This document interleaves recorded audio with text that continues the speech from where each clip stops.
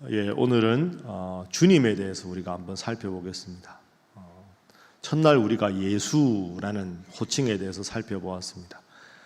요셉과 마리아의 큰아들 이름이 예수였다. 제 이름이 배요한, 여러분들 각자 이름이 있는, 각자에 있는 이름. 그럼 예수라는 이름의 뜻은 뭐냐? 자기 백성을 그들의 죄에서 구원할 자다. 그런데 그 인간 예수라는 분이 어떻게 우리의 구원자가 될 수 있느냐? 그분은 어제 배운 대로 그리스도이시기 때문에. 그리스도가 무슨 뜻입니까? 기름 부음을 받은 자다. 그래서 구약 성경에 보면 하나님께서 특별히 기름을 부어서 세운 역할이 세 가지가 있었는데 왕과 선지자와 제사장이었다.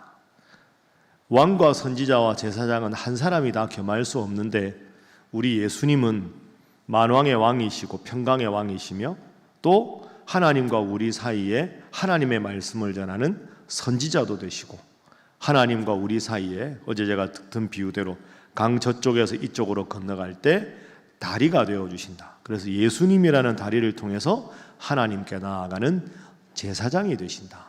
그래서 예수님은 왕이면서 선지자면서 제사장이시다. 이런 분이기 때문에 예수님을 믿어서 우리는 구원받을 수 있다. 예수님은 단순한 인간이 아니시기 때문이다. 그래서 예수는 그리스도다. 줄여서 예수 그리스도. 이것이 우리 기독교의 가장 짧은 핵심적인 신앙의 고백이다 하는 걸 우리가 어제까지 배웠습니다. 다 기억하시죠? 예, 좋습니다. 그럼 오늘은 이 예수 그리스도를 우리가 뭐라고 불러야 되는가? 그걸 배워보겠습니다. 자, 오늘 로마서 10장 9절 말씀인데요. 화면 한번 보시죠.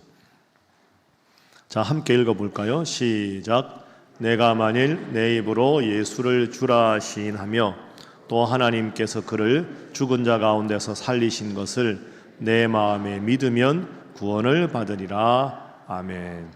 자, 제일 위에 줄에 보면 너의 입으로 예수를 뭐라고 시인한다?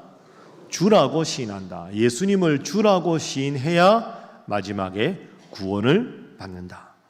그러니까 예수님이 주님이다 라고 고백을 해야 구원을 받는다. 그래서 오늘은 첫날 예수, 어제 그리스도, 오늘은 주 이렇게 배우는 거죠. 자, 그 밑에 구절도 있습니다. 빌립보서 2장 9절부터 11절도 화면 보십시오. 이러므로 하나님이 그를 지극히 높여 모든 이름 위에 뛰어난 이름을 주사 하늘에 있는 자들과 땅에 있는 자들과 땅 아래에 있는 자들 모든 사람들로 하여금 모든 무릎을 예수의 이름에 꿇게 하시고, 그 다음이 중요합니다.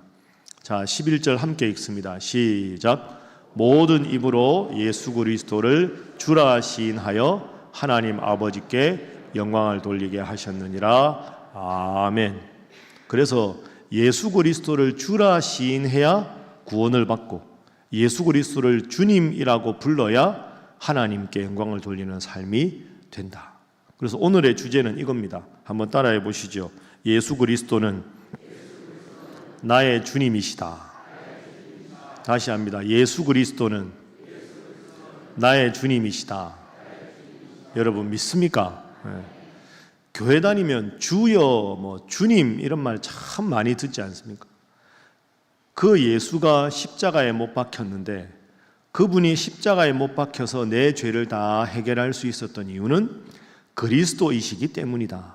그래서 예수가 그리스도이시고 그 예수 그리스도가 나의 주님이다 라고 고백을 하는 자가 구원을 받는 자고, 그렇게 고백하는 자가 하나님께 영광을 돌리는 자다.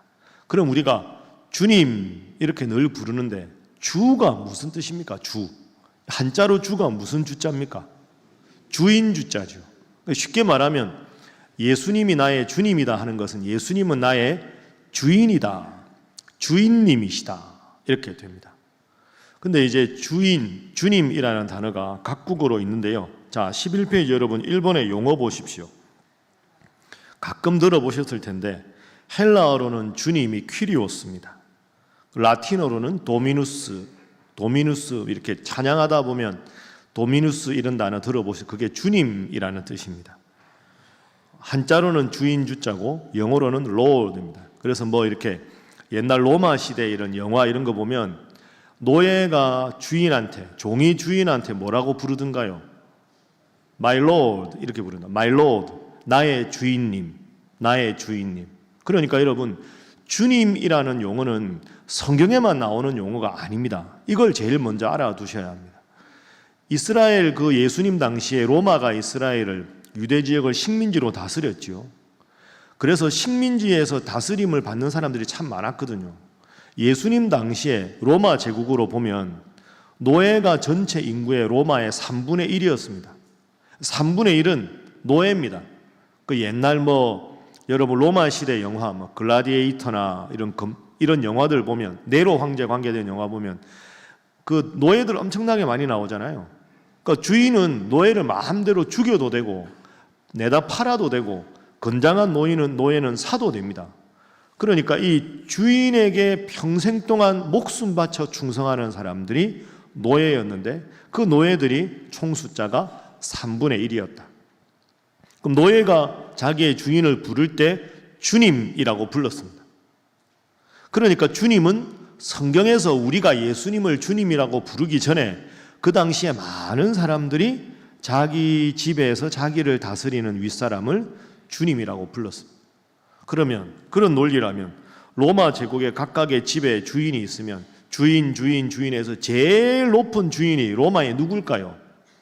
로마 황제겠죠.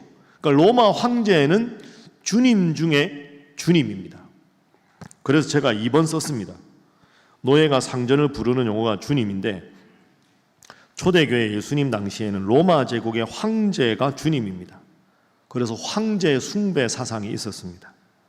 황제가 자신을 우리 주 우리 하나님, 자 12페이지 넘어갑니다. 황제가 자기를 사람들에게 뭐라고 부르라고 했느냐? 우리 주님, 우리 하나님, 우리 신 이런 뜻이죠. Our Lord, Our God 이렇게 부르게 했습니다. 그러니까 우리가 하나님 이렇게 부르는데 그 당시 사람들은 황제를 보고 하나님이라고 불러야 되고 예수님을 우리가 주님이라 부르는데 원래 황제를 보고 주님 중에 주님 이렇게 불렀습니다. 여기서 문제가 생기는 겁니다. 자, 원래 사람들은 내 주인을 주님이라 부르고 주인 중에 주인인 로마 황제를 주님이라 부르고 로마 황제는 제일 높으니까 우리의 신이다. Our God 이렇게 불렀습니다. Our Lord, Our God. 그런데 예수님께서 복음을 전하신 후에 초대교회 성도들 중에서 나는 예수님을 주님으로 부르겠다. 예수님을 나의 하나님으로 부르겠다. 갈등이 생긴 거죠. 그러니 예수님 안 믿는 사람들은 집에 있는 주인을 주님이라 부르고 황제를 하나님이라 부르는데 예수님을 믿고 하나님을 믿는 초대교회 교인들은 내 주인도 주님이지만 진정한 주인은 예수님이다. 진정한 하나님은 내가 섬기는 하나님이지 황제가 아니다. 이렇게 돼버린 겁니다. 그러니까 같은 주님이라는 단어를 써도 예수님께 대해서 쓰는 교인이 있고 내 주인에 대해서 쓰는 사람들이 생긴 거죠. 황제가 기분이 좋을까요? 나쁠까요? 이게 분별이 안 되십니까? 네. 기분이 나쁘겠죠. 그래서 이제 박해를 합니다. 초대교회가 박해받은 제일 중요한 이유 중에 하나가 여기입니다. 내가 신인데 말이야. 나를 가시라고 부르지 않고 예수를 이 땅에 보낸 하나님을 가시라 부르다니 저놈들 저대로 두면 안 된다. 이렇게 되는 거죠. 예를 들어서 두아디라 지방 같은 데가 우리가 이제 정부에 세금을 내지 않습니까? 세금을 자기 소득의 1%를 냈는데 물어서 예수님을 주님이라고 하고 하나님을 가시라고 하면서 황제를 섬기지 않는 기독교인들에게는 세금을 50%를 매겼습니다. 1% 세금을 매겨야 되는데 50% 세금을 매기는 건 살지 말라는 뜻이죠. 그런데도 계속해서 이 사람들이 예수님을 주님이라 부르는 겁니다. 그러면 집을 몰수하고 쫓아냅니다. 감옥에 가두고 채찍으로 때리고 집을 몰수하고 그래도 예수님을 믿으면 저 광야로 쫓아내버리는 거죠. 그런 끔찍한 일을 당하면서도 초대교회 교인들은 나의 진정한 주님은 황제가 아니라 내 위에 있는 사람이 아니라 예수님이다. 이렇게 불렀습니다. 그러니 여러분, 우리가 주님이라는 단어를 이렇게 쉽게 부를 수 있는 말이 아닙니다. 그 당시 사람들은 목숨을 내놓고 예수님은 나의 주님이다 라고 불렀던 거죠. 우리는 지금 참 편하게 신앙생활을 하고 있습니다. 교회에 오면 이렇게 마이크 다 돼 있지, 주차장도 있지, 못 오고 아프면 집에서도 듣지, 너무 편하지 않습니까? 그런데도 교회 잘 안 나오려고 그러고, 그런데도 열심히 안 하려고. 초대교회 교인들 생각하면 참 우리가 부끄러운 거죠. 예수님이 주님이다 라고 말하는 순간 내 목숨이 끊어질지라도, 내 가옥이 뺏길지라도, 내 삶의 터전을 잃어버릴지라도 나의 유일한 주님은 예수님이다, 이렇게 고백했던 게 초대교회 교인입니다. 한번 따라해 보시죠. 예수 그리스도는 나의 주님이시다. 여러분 믿습니까? 이 고백을 평생 하는 여러분 되시기를 주님 이름으로 축복합니다. 자, 우리 옆에 분들과 인사 한번 하겠습니다. 예수 그리스도는 나의 주님이십니다.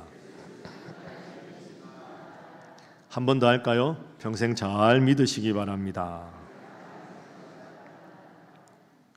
그러니까 이런 고백이 초대교회 고백이라고 생각하면 우리가 주님 이렇게 부르는 게 얼마나 큰 특권인지 모릅니다. 이렇게 불러서 죽을 수도 있는데 우리가 그 이름을 편안하게 이렇게 부를 수 있다는 게 얼마나 감사합니까? 근데 여러분 이런 것도 한번 생각해 보십시오. 제가 로마 제국의 3분의 1이 노예였다고 했죠. 노예는 자유의지가 없습니다. 주인이 시키는 대로 하는 겁니다. 자기 마음에 들지 않는다고 거부할 수 있는 자유가 없습니다. 그게 없기 때문에 노예지요. 그리고 또 하나 노예의 특징은 자유가 없는 게 첫 번째 특징이고, 두 번째 특징을 생각해 보면 삶의 전 영역에서 자유가 없습니다. 주인과 함께 있을 때뿐 아니라 자기 작은 거처로 돌아갔을 때 주인이 언제든지 부르면 와야 됩니다. 노예는 근무 시간에 정해져 있지 않습니다. 내가 하루에 8시간만 일하면 되고 16시간은 내 자유고 휴가도 내 마음대로 쓰고, 그게 아니죠.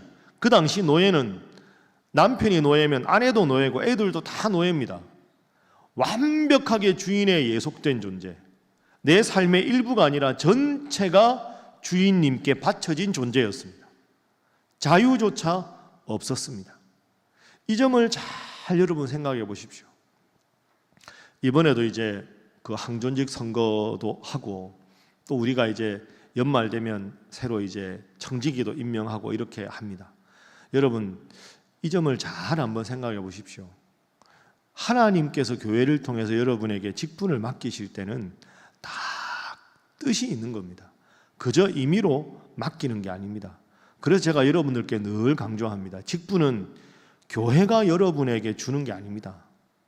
목사가 여러분에게 주는 것 아닙니다. 따라합니다. 하나님께서 교회를 통하여 직분을 주신다. 이 두 가지가 함께 강조돼야 됩니다. 직분은 목사나 당회가 주는 게 아니고요, 하나님께서 주시는 겁니다. 하나님이 우리 주님이시니까 무엇을 통해서? 교회를 통해서 주시는 겁니다. 그러니까 직분자는 교회가 잘 되도록 헌신해야 합니다. 교회가 잘 돼서 하나님께 영광을 돌리는 교회가 되어야 합니다. 하나님께서 교회를 통해서 직분을 주신다. 가끔이라고 말씀드렸습니다. 제가 가끔 좀 하시죠 이러면 바빠서 못합니다. 제가 지금 너무 직장 일이 많습니다. 인간적으로 이해가 됩니다. 그런데 여러분 그 말을 한번 잘 생각해 보십시오. 여러분 뭐 부담은 제가 바빠서요, 다음에 하겠습니다. 그게 가만히 생각하면 그 겸손인 것 같죠? 그 겸손이 아닙니다. 생각해 보세요. 겸손이 아닙니다. 그게 제가 부족해서 못합니다. 그 교만한 겁니다. 그게 저 안 부족합니다. 손 들어 보세요. 아무도 없잖아요. 안 부족하다, 하겠다, 그럼 뭐 시키면 안 됩니다. 왜? 교만한 거죠. 나 아니면 누가 합니까? 나만큼 능력 있는 사람 없습니다. 그런 분들은 하나님 의지하지 않고 자기 능력으로 하려고 합니다. 교만한 거죠. 부족합니다. 부족해서 못합니다가 아니라 부족하니까, 다 부족하니까 기도하고 주님께서 주시는 힘으로 감당하겠습니다. 이게 바른 직분자의 태도인 줄로 믿습니다. 압니다, 여러분. 그래도 부담스럽고 힘들지요. 다 바쁘신 거 압니다. 그런데 기도하고 하나님께서 여러분을 교회를 통해서 주신 직분은 감당하는 것이 근본적으로 맞습니다. 여러분이 바쁘지 않고 이제 바쁜 일 다 정리됐으니까 직분하겠습니다. 여러분, 그때는 하나님도 여러분을 필요하지 않을 수 있습니다. 그 점을 생각해야 합니다. 그리고 교회 일은 다 때가 있습니다. 30대 때 해야 될 교회 일이 있고 40대 할 일이 있고 7, 80대 하셔야 될 일이 있습니다. 그 시기를 놓치고 다음에 여유로울 때 하겠다. 그 말의 근본적인 것은 내 일의 1순위는 세상 일인 겁니다. 바쁘니까 못합니다. 바쁜 일 1등, 주님은 저 밑에 아닙니까? 깊이 생각하셔야 합니다. 바빠서 일을 못하는 게 아닙니다. 하나님을 향한 열정과 헌신의 마음이 없어서 핑계대는 것일 수 있습니다. 여러분, 이걸 잘 생각하시고, 예를 들어서 직분을 맡겼는데 외국 출장을 1년 가야 된다. 그건 못하지요. 그런 건 당연한 겁니다. 그런 부득이한 경우가 아니면 하나님께서 교회를 통해, 때로는 목사를 통해, 당회를 통해 기도하고 맡겨주신 일은 오늘 생각해 보십시오. 주님이라고 부르는 나에게는 주인의 뜻만 있을 뿐입니다. 나의 전적인 모든 것이 주님께 매여 있습니다. 주님 앞에 온전히 헌신하는 여러분 되시기를 주님 이름으로 축복합니다. 아멘 하셨지요? 자, 옆에 분들과 인사하겠습니다. 열심히 헌신하시기 바랍니다. 한 번 더 할까요? 말씀만 하지 마시기 바랍니다. 저를 보십시오. 이제 부담스러우시죠? 목사님 자꾸 열심히 하라 그러는데 제가 두 가지만 딱 더 말씀드리겠습니다. 근데 제가 여러분들에게 전화는 잘 안 합니다. 가끔 그러는데 예를 들어서 장로 후보, 권사 후보, 안수집사 후보 이런 분들은 권해서 안 하면 담임 목사님 전화 한 통 해주시죠. 죄송한데 저는 그 전화는 안 합니다. 제가 여러분에게 관심이 없어서가 아니고요. 제가 안 하신다는 분 전화해서 하면 좋은 일일 수 있는데 그럼 제가 일일이 다 전화해야 됩니다. 그럼 전화 못 받는 사람은 상처받을 거 아닙니까? 그러니까 저는 모든 일은 공식적으로 하는 게 맞다고 생각합니다. 여러분 평신도 여러분들보다 더 선배이신 장로님 통해서도 하고 교구 목사님 통해서 하는 겁니다. 그리고 목사가 해야 될 모든 말은 강대상에서 설교를 통해서 하는 겁니다. 여러분, 그래서 목사의 설교를 잘 들으셔야 됩니다. 목사 원고 하나하나 쓰는 것이 그래서 이유가 있는 겁니다. 저는 부족하지만 저를 통해 역사하시는 하나님은 위대하시니 배 목사가 오늘 무슨 설교를 할까가 아니라 하나님께서 목사님을 통해서 나에게 어떤 교훈을 들려주실까? 직분은 하나님께서 교회를 통해 주시는 것이고 여러분을 향한 하나님의 뜻은 하나님께서 목사를 통해서 말씀으로 강단해서 주시는 것인 줄로 믿습니다. 그 마음을 가져야 영적인 질서가 바로 서고 그래야 하나님 앞에 헌신할 수 있습니다. 왜 하필 목사님이 오늘 저 말씀으로 설교를 하실까? 저 말씀을 오늘 내가 듣게 한 하나님의 뜻은 무엇일까? 그런 걸 여러분이 깊이 생각하면 삶 속에 하나님의 뜻을 깨달을 수 있습니다. 또 한 가지, 두 번째가 중요합니다. 목사님 말씀 들으니까 목사님 말씀은 맞는데 또 한편 부담스럽습니다. 제가 사실 해야 될 일이 이렇게 많은데 거기다가 교회 일 이것 또 감당하다가 직장 일도 잘 못하고 교회 일도 잘 못하고 이것도 안 되고 저것도 안 되고 그러다 보면 하나님께도 죄송하고 교회 직장에서도 미안하고 그런 일 안 생기겠습니까? 여러분, 그런 걱정 너무 하지 마십시오. 너무 앞서서 하는 걱정입니다. 하나님이 그런 일조차 제대로 하지 못하도록 그렇게 여러분을 막는 하나님이 아니죠. 상천하지의 유일하신 하나님인데 지금도 이 우주를 운행하시고 섭리하시는데 단 한치의 오차도 없이 역사를 운행하시는 하나님이 여러분의 직장 생활에 여러분의 바쁜 일에 그것 걱정 끼칠 정도로 하나님께서 그렇게 속 좁고 능력이 없는 하나님이 아니시거든요. 제가 여러분들에게 이런 말씀 드리지요. 제가 다시 이 비유를 드리겠습니다. 신앙생활은 암기 과목이라 말씀드렸으니까요. 여러분 생일입니다.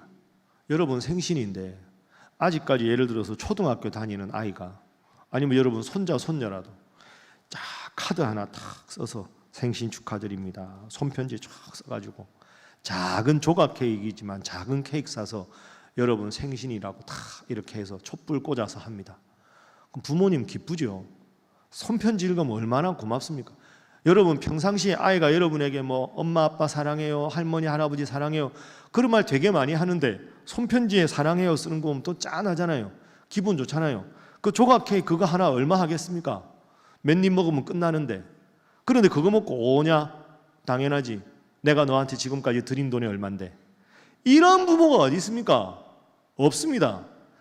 작은 건데 왜 감동할까요? 작은 거지만 그 속에 사랑의 마음과 정성의 마음이 담겨 있는 거죠. 그럼 그걸 받아요. 부모님이 어떻게 할까요? 내 생일이니까 케이크 먹는 거 내가 당연하다. 이상 끝. 그런 부모가 어디 있습니까? 그걸 받고 계속 기뻐합니다. 피곤하고 힘들 때마다 그 카드 다시 보고 급 편집 다시 보고 기뻐합니다.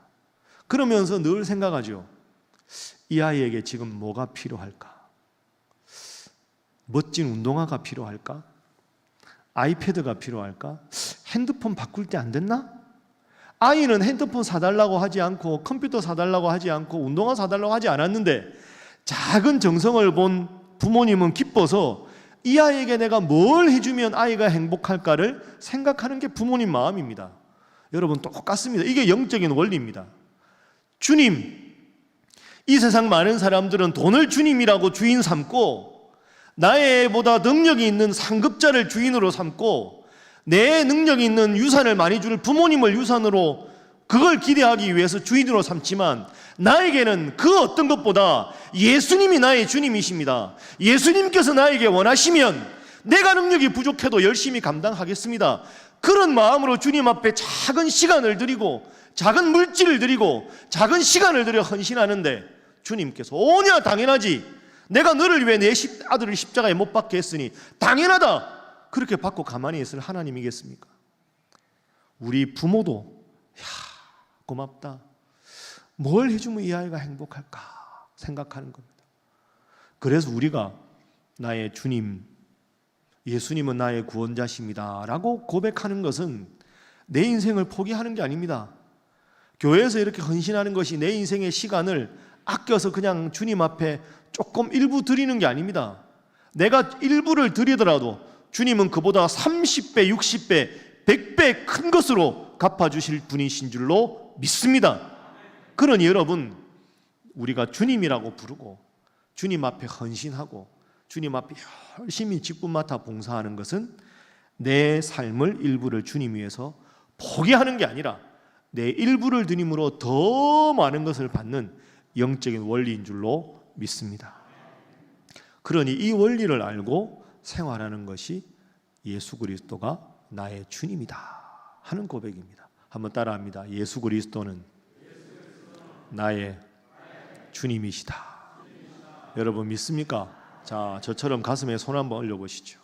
자, 눈 감으시고 진지하게 합니다. 예수 그리스도는 나의 주님이시다. 예수 그리스도는 나의 주인이시다. 여러분 믿습니까? 이 고백을 평생 하십시오. 자, 이제 말씀을 정리하겠습니다. 그래서 주인은 종의 모든 생활을 책임을 집니다. 그러니 여러분도 주님을 높이십시오.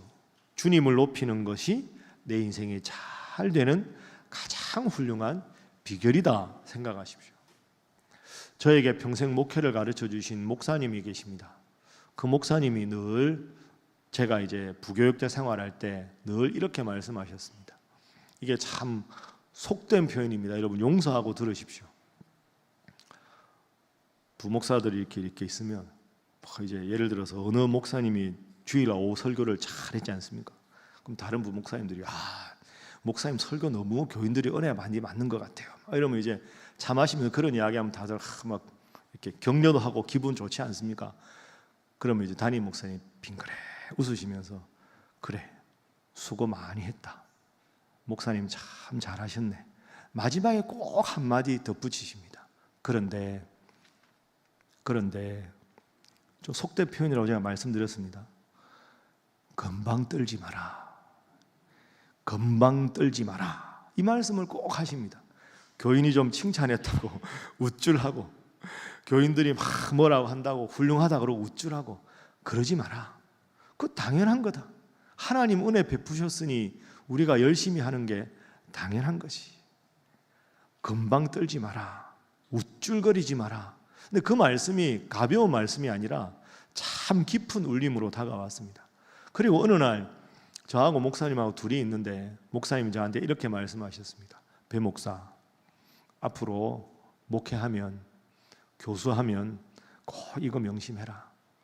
내가 목회를 오랫동안 해보니까 교인들이 어디서 실수하는지 아나? 하나님 앞장서서 하나님을 끌려고 한다. 예수님보다 앞서서 예수님을 자기 계획에 자꾸 끌어들이려고 한다. 그게 아니야.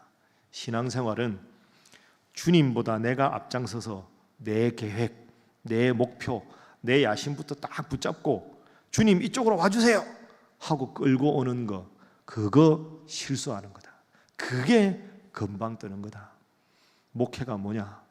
인생이 뭐냐?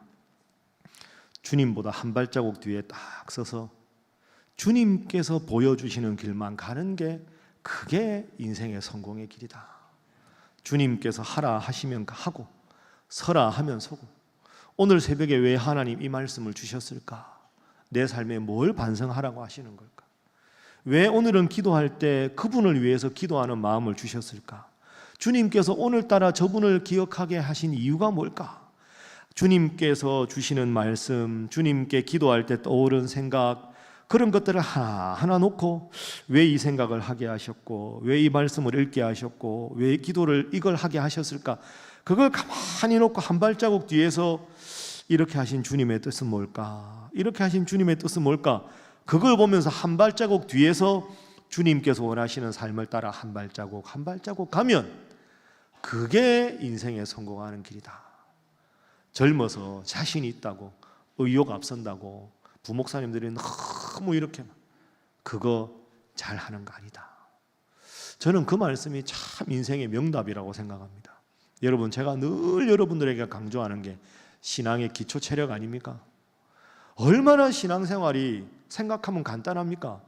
새벽마다 이렇게 하나님 말씀 딱 읽고, 왜 하나님이 오늘 나에게 이 말씀을 읽게 하셨을까? 다 같이 읽는 구절에서 왜 12절 이 말씀을 읽을 때 내 입에서 아멘이 나오게 하셨을까? 그 뜻이 뭘까? 하나님, 왜 오늘 이 말씀에 아멘하게 하셨습니까? 제가 어떤 기도하기를 원하십니까? 오늘 어떤 마음을 품고 살아가기를 원하십니까? 말씀으로, 기도로 하나 생각하면서 하나님 원하시는 길을 걸어가는 것, 그게 주님을 앞장 세우고 주님 뒤에 따라가는 종된 우리의 삶이 아니겠습니까? 예수 그리스도는 나의 주님이시다. 오늘도 이 고백을 항상 마음속에 품고 오늘 주신 말씀대로, 오늘 주신 주님 직분 따라 주님 앞에 기도하며 주님 주신 마음대로, 그 마음으로 승리하는 여러분 되시기를 주님 이름으로 축복합니다. 기도하겠습니다. 이 시간 우리가 이렇게 기도하겠습니다. 주님, 내가 예수님을 주님으로 부른다는 것이 얼마나 귀한 일인지, 초대교회 성도들은 예수님을 주님으로 부를 때 목숨을 내어놓고 불렀다는 것을 깨달았습니다. 주님, 예수 그리스도를 평생 초대교회 교인들처럼 정말로 사랑하는 마음으로 주님이라 고백하는 이 고백, 평생의 고백이 되게 하여 주시옵소서. 내 인생에 돈이나 자식이나 부모나 명예나 그 어떤 것도 다 소중하지만 가장 중요한 내 인생의 주인을 주님께 두게 하여 주시고, 주님의 말씀과 주님 앞에 기도함으로 주님 따라 살아가는 인생 되게 하여 주시옵소서. 주여, 우리 주님을 주인으로 모시고 살아가는 우리 신일교회 신일성도 되게 하여 주시옵소서.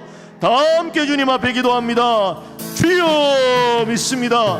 주여 믿습니다. 주여 믿습니다.